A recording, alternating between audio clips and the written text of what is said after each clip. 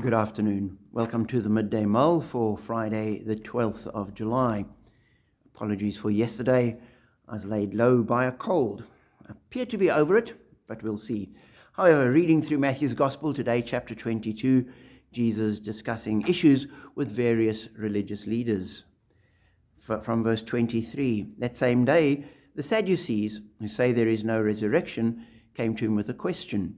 "Teacher," they said, "Moses told us that if a man dies without having children, his brother must marry the widow and raise up offspring for him.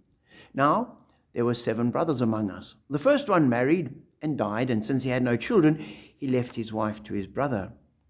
The same thing happened to the second and the third brother, right down to the 7th. Finally, the woman died. Now then, at the resurrection, whose wife will she be of the 7, since all of them were married to her?" Jesus replied, "You are in error because you do not know the Scriptures or the power of God." And as I read that, I thought, here are people that have taken the law of God and were approaching it correctly and rightly.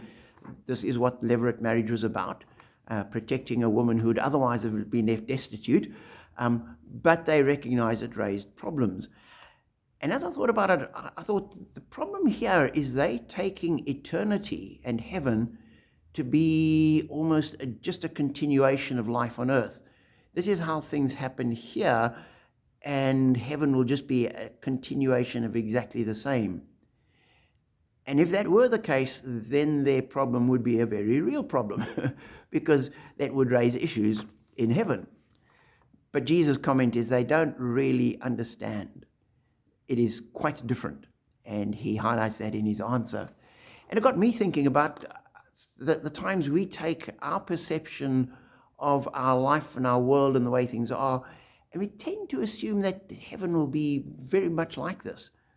And as we read through Scripture time and again, there are images which suggest there is a continuity, and there are going to be many things in eternity which are going to be quite like a continuation of what we have here. But then there are other passages which suggest that heaven and eternity are going to be completely different, unimaginably different to what we experience here and now. And we always need to remember that our understanding and our perceptions, our grasp of things here and now is always shaped by the here and now, which is completely understandable. We have nothing else to hold on to than what we live and see and touch, and it works well for this life.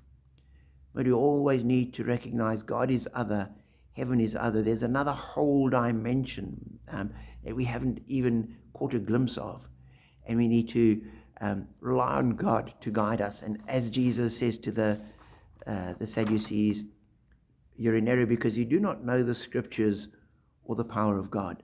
And so we need to hang on to the Scriptures, because that is going to be what guides us best in our understanding about eternity, and always allow room that God will do something which we haven't the first clue about. That's the glory of our faith and eternity.